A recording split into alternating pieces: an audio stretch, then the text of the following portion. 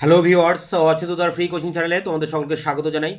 আজকের এই ভিডিওতে তোমরা যারা ক্যালকাটা ইউনিভার্সিটিতে বিএ হিস্ট্রি অনার্সে 5th সেমিস্টারে পড়ছো, তোমাদের যে সিসি 12 পেপারটি রয়েছে আধুনিক ভারতের ইতিহাস, এই পেপারটির একটি ইম্পর্টেন্ট প্রশ্ন, ইংরেজ শাসনে ভারতে আধুনিক শিল্পের বিকাশ। এই প্রশ্নটির 10 নম্বরের জন্য ইম্পর্টেন্ট প্রশ্ন, এর উত্তর নিয়ে আলোচনা করছি এই ভিডিওতে। তো দেখো, এটা একটা কোয়ালিটির অ্যান্সার তোমাদের সামনে তুলে ধরছি। Growth of industrialisation in colonial period, ঔপনিবেশিক সময়ে ভারতের যে শিল্পায়নের যে গতিধারা, অর্থাৎ ভারতের শিল্পায়নের গতিধারার উপরে প্রশ্ন। ব্রিটিশ শাসনের ফলে ভারতে আধুনিক পুঁজিভিত্তিক শিল্পায়নের অনুকূল পরিবেশ রচিত হয়েছিল। ঊনবিংশ শতাব্দীর শেষার্ধে এদেশে আধুনিক যন্ত্রশিল্পের সূচনা হয়। এই শিল্পায়নের গতি ছিল স্লথ এবং মূলত তুলা, পাট শিল্প, কয়লা খনি ও চা বাগানে, এই চারটি ক্ষেত্রে শিল্পের বিকাশ সীমাবদ্ধ ছিল। বিশাল দেশের তুলনায় শিল্পায়নের অগ্রগতি ছিল অপ্রতুল। এই সীমিত অগ্রগতির প্রধান কারণ ভারতের শিল্পের বিকাশ ছিল বিদেশি পুঁজিপতিদের নিয়ন্ত্রণে, এবং ব্রিটিশ কর্তৃপক্ষ ভারতে প্রকৃত শিল্পায়নের পক্ষপাতী ছিলেন না। প্রথম বিশ্বযুদ্ধের সময় আমদানি হ্রাস পাওয়ায় ও যুদ্ধের চাহিদা পূরণের জন্য শিল্পায়নের অগ্রগতির হার বৃদ্ধি পায়। যুদ্ধ পরবর্তী সময়ে রেজিস্টার্ড কোম্পানির সংখ্যা ছিল প্রায় 356। 1919 থেকে 20 সালে এই সংখ্যা বৃদ্ধি পেয়ে দাঁড়ায় 948 এবং 1920 থেকে 21 সালে 1039 হয়। সুতি বস্ত্রের ক্ষেত্রে শিল্পায়নের পরিমাণ ছিল সবচেয়ে বেশি। 1919 থেকে 22 সালে মোট বিনিয়োগ 395 কোটি টাকা থেকে বৃদ্ধি পেয়ে 726 কোটি টাকায় পরিণত হয়। এই সময়ে শিল্পায়নের জন্য একটি সুস্পষ্ট নীতি গ্রহণ করেন ব্রিটিশ সরকার এবং 1916 সালে শিল্প কমিশন নিয়োগ করেন। এই শিল্প কমিশনের প্রতিবেদনে বলা হয় যে ভারতে শিল্পায়নের জন্য সরকার সচেষ্ট হবেন এবং এর জন্য প্রয়োজনীয় কারিগরি ও প্রযুক্তিবিদ্যার প্রসার ঘটাবেন। এর পর 1919 সালে মন্টেগু চেমসফোর্ড রিপোর্টে শিল্পকে প্রাদেশিক সরকারের আওতাভুক্ত বিষয়ে হস্তান্তরিত করা হয়। কিন্তু দুঃখের বিষয়, প্রয়োজনীয় অর্থনৈতিক সম্পদ ও কলা কৌশল না থাকার ফলে প্রাদেশিক সরকারগুলির পক্ষে শিল্পায়নের উপযোগী কোনো ব্যবস্থা নেওয়া সম্ভব ছিল না। এরপরে দেখো, পরের প্যারা, তোমরা এটা টোটালটা একটা প্যারা করবে, এখান থেকে সেকেন্ড প্যারা করবে। 1920 সালের পর শিল্প উন্নয়নের জন্য সরকার সংরক্ষণ নীতি অনুসরণ করেন।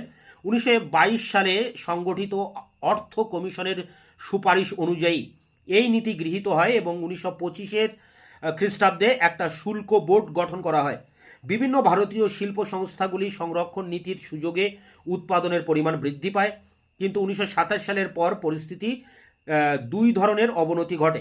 প্রথমত, শুল্ক নীতি ব্রিটিশ সাম্রাজ্যবাদী স্বার্থের অনুকূলে নিয়ন্ত্রিত হতে থাকে এবং 1923 সালে খ্রিস্টাব্দে সম্পাদিত অটোয়া চুক্তিতে এই বিষয়টি সুস্পষ্ট হয়ে ওঠে এবং এর ফলে ব্রিটেনে উৎপন্ন শিল্প সামগ্রী পক্ষপাতমূলক সুযোগ সুবিধা লাভ করে এবং স্বভাবতই ভারতীয় শিল্প সম্ভার অসম প্রতিযোগিতার সম্মুখীন হয়। দ্বিতীয়ত, 1929 থেকে 33 সময়কালে অর্থনৈতিক মন্দার ফলে দ্রব্যমূল্যের ব্যাপক হ্রাস পায় এবং ভারতীয় কৃষিজীবী সম্প্রদায় এক বিপর্যয়ের সম্মুখীন হয়। জনগণের ক্রয় ক্ষমতা হ্রাস পাওয়ায় ভারতীয় বাজারে মন্দা দেখা দেয় এবং দেশীয় শিল্পের উপর বিরূপ প্রতিক্রিয়ার সৃষ্টি হয়। এছাড়া ভারতের মজুদ স্বর্ণ ভাণ্ডারে টান পড়ে এবং শিল্প বিকাশের ক্ষেত্র সংকুচিত হয়। এরপরে দেখো 3 নম্বর প্যারা। কিন্তু তা সত্ত্বেও প্রথম বিশ্বযুদ্ধের পর ভারতের শিল্পায়নের অগ্রগতির মূলে পরিস্থিতি কিছুটা অনুকূল হয়ে উঠেছিল। প্রথমত, ভারতে ব্রিটিশ ঔপনিবেশিক শুল্ক নীতির প্রকৃতি কিছুটা পরিবর্তিত হয়।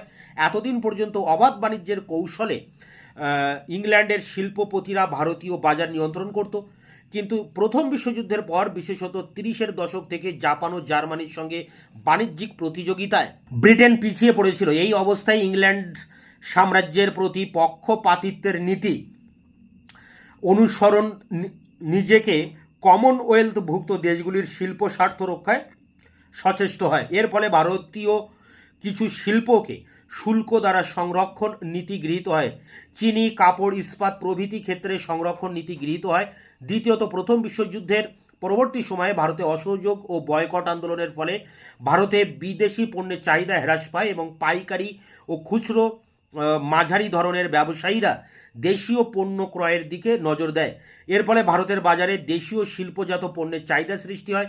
তৃতীয়ত 1929 থেকে 33 সালে বিশ্বব্যাপী অর্থনৈতিক মন্দা ভারতের শিল্পায়নের পক্ষে সাপে বর হয়েছিল। পশ্চিমী দুনিয়ার মন্দার জন্য ভারতের রপ্তানি বাণিজ্য হ্রাস পায় 1919 থেকে 311 কোটি টাকা থেকে 1932 থেকে 33-এ 132 কোটি টাকা। এর ফলে পাট ও চায়ের মতো রপ্তানি বাণিজ্য ভিত্তিক শিল্প ক্ষতিগ্রস্ত হয়। এগুলি ছিল বিদেশি পুঁজির নিয়ন্ত্রণে। পক্ষান্তরে দেশের বাজারের জন্য ভোগ্যপণ্য শিল্প যথা চিনি, সিমেন্ট, দেশলাই প্রভৃতিতে তেজি ভাব দেখা যায়। এছাড়া রপ্তানি বাণিজ্যে মন্দা সৃষ্টি হওয়ায় ওই সব বাণিজ্যের সঙ্গে সংশ্লিষ্ট দেশীয় পুঁজি অন্যান্য শিল্পে বিনিয়োগ করার সুযোগ পায়। উপরন্তু বিদেশি অর্থনীতিতে মন্দার ফলে বিশ্বের বাজারে কম দামে যন্ত্রপাতি কিনে ভারতে কলকারখানা স্থাপন করা সহজ হয়। প্যারা করে শিল্প উন্নয়নের ফলে ভোগ্যজাত পণ্যের উৎপাদন বৃদ্ধি পায় এবং এর ফলে বিদেশ থেকে ভোগ্যপণ্যের আমদানির পরিমাণ হ্রাস পায়। 1926 থেকে 27 সালে ভোগ্যপণ্য আমদানির পরিমাণ ছিল শতকরা 37%। এই পরিমাণ 1938 থেকে 39 সালে শতকরা 20% নেমে আসে। দ্বিতীয় বিশ্বযুদ্ধের প্রাককালে ভোগ্যপণ্যের ক্ষেত্রে ভারত মোটামুটি স্বনির্ভরতা অর্জন করতে সমর্থ হয়। এই সময়কালে একদিকে যেমন ভোগ্যপণ্যে আমদানির পরিমাণ হ্রাস পেয়েছিল, অন্যদিকে ভারতের অভ্যন্তরীণ বাণিজ্যের ক্ষেত্রে অভাবনীয় বৃদ্ধি ঘটেছিল। কিন্তু ভোগ্যপণ্যের বিষয়ে স্বয়ংভরতা অর্জিত হলেও 1919 থেকে 1945 সাল পর্যন্ত সময়ে বৈদেশিক বাণিজ্যে মূলধনী দ্রব্য আমদানির পরিমাণ বৃদ্ধি পায়। প্যারা করে দেখো, প্রথম ও দ্বিতীয় বিশ্বযুদ্ধের মধ্যবর্তী সময়ে ভারতে ভারী শিল্পের অগ্রগতি ছিল অভাবনীয়। এই অগ্রগতির পরিমাণ ছিল প্রায় 2.5 গুণ। বস্তুতপক্ষে রাশিয়া ও জাপান ভিন্ন আর কোনো পশ্চিমী দেশে শিল্প ক্ষেত্রে এতটা অগ্রগতি দেখা যায় না। তবে এই সময়ে সুতিবস্ত্র ও পাট শিল্পের অগ্রগতি ততটা সন্তোষজনক ছিল না। পক্ষান্তরে ইস্পাত, সিমেন্ট প্রভৃতি ক্ষেত্রে অগ্রগতির হার ছিল ব্যাপক। ইস্পাত শিল্পের টাটা কোম্পানির অগ্রগতি নিম্নলিখিত সারণীতে দেখানো হলো। দেখো, এখানে একটা ছক দেওয়া আছে, তোমরা এই ছকটা কিন্তু এখানে দেখে লিখে নেবে। শুধু টাটা কোম্পানি নয়, 1936 খ্রিস্টাব্দে মহীশূর লৌহ ইস্পাত ওয়ার্কার্স এ উৎপাদন শুল্ক এবং 1939 সালে Indian iron and steel company Bengal iron কোম্পানির সঙ্গে যুক্ত হয়ে যৌথভাবে উৎপাদন শুরু করে।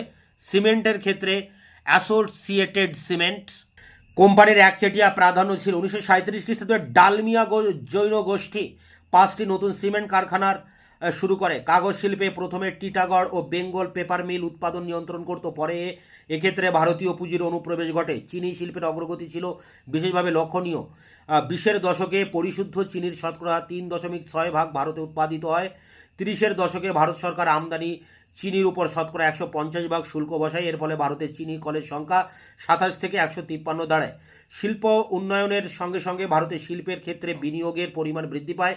এই বিনিয়োগের ক্ষেত্রে ব্রিটিশ পুঁজির তুলনায় ভারতীয় পুঁজির পরিমাণ ছিল অপেক্ষাকৃত বেশি। 1945 সাল নাগাদ ভারতে বৃহৎ শিল্পের শতকরা 22% ভারতীয় পুঁজির আওতায় আসে এবং অন্যদিকে ব্রিটিশ পুঁজির পরিমাণ দাঁড়ায় 27%।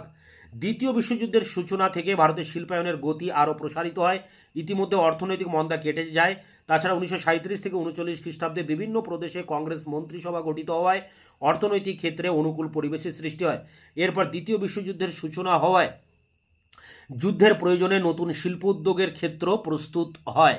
প্যারা করে শিল্পের বিকাশ হলেও প্রয়োজনের তুলনায় তা ছিল নগণ্য এবং ভারতের বিশাল জনগণের শতকরা 2% অংশ ছিল অর্থনীতির আওতায় ছিল। অন্যদিকে ভারতীয় পুঁজিপতি শ্রেণীর শ্রীবৃদ্ধি ঘটলেও ভারতীয় অর্থনীতির নীতি নির্ধারণ তাদের কোনো ভূমিকা ছিল না।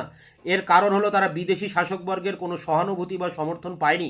ভারতীয় পুঁজিপতিরা ক্রমশ উপলব্ধি করেন যে ঔপনিবেশিক অর্থনৈতিক কাঠামো, ঔপনিবেশিক শাসনতন্ত্র ও নীতি প্রকাশ্যভাবেই দেশীয় পুঁজিপতিদের বিরোধী। তাই তারা দেখেন যে যতদিন বিদেশি সাম্রাজ্যবাদ দেশ শাসন করবে ততদিন পর্যন্ত ভারতীয় বাণিজ্য ও শিল্পের দ্রুত অগ্রগতি কখনোই সম্ভব নয়। উপরোক্ত আলোচনা থেকে দেখা যায় যে প্রথম বিশ্বযুদ্ধের পর শিল্প উন্নয়নের ক্ষেত্রে কিছুটা অগ্রগতি হলেও তা আশাব্যঞ্জক ছিল না। সরকারের বৈষম্যমূলক নীতি, কৃষিজীবী সম্প্রদায়ের অভাবনীয় দারিদ্র্য, ভারতীয় পুঁজিপতি সম্প্রদায়ের প্রয়োজনীয় মূলধনের অভাব, আন্তর্জাতিক ক্ষেত্রে জাপান প্রমুখ দেশগুলির প্রবল প্রতিদ্বন্দ্বিতা, এই সকল অসুবিধাগুলি এক কাটিয়ে উঠে শিল্পায়নের গতি বৃদ্ধি সম্ভব হয়নি। কিন্তু ভারতের সকল সামাজিক ও রাজনৈতিক গোষ্ঠীর সুদৃঢ় অভিমত ছিল যে শিল্প উন্নয়ন ব্যতীত ভারতের অর্থনৈতিক অনগ্রসরতা দূর করা সম্ভব নয়। তাই বিদেশি আন্দোলনের সময় থেকে জাতীয় নেতৃবৃন্দ ব্যাপক শিল্প উন্নয়নের দাবি জানাতে থাকেন এবং ব্রিটিশ সরকারের বৈষম্যমূলক নীতির বিরুদ্ধে সর্বস্তরের শিল্পপতিগণ ও জাতীয় নেতৃবৃন্দ জোরালো সমালোচনা করতে থাকেন। তো এই ছিল ভারতে আধুনিক শিল্পের বিকাশ। এটি তোমরা একটু গুছিয়ে লিখে নেবে, খুবই সুন্দর কোয়ালিটির অ্যান্সার দেওয়া আছে। এটা একটা MA স্ট্যান্ডার্ড কোয়ালিটির নোটস তোমাদের সামনে তুলে ধরলাম। দেখা হচ্ছে নতুন কোনো ভিডিও ক্লাসে, ততক্ষণে চ্যানেলকে সাবস্ক্রাইব করে রাখবে, বন্ধুদের কাছে শেয়ার করবে, নিজেদের মতামত জানাবে কমেন্ট সেকশনে। ভিডিওটি ভালো লাগলে অবশ্যই একটা লাইক দেবে।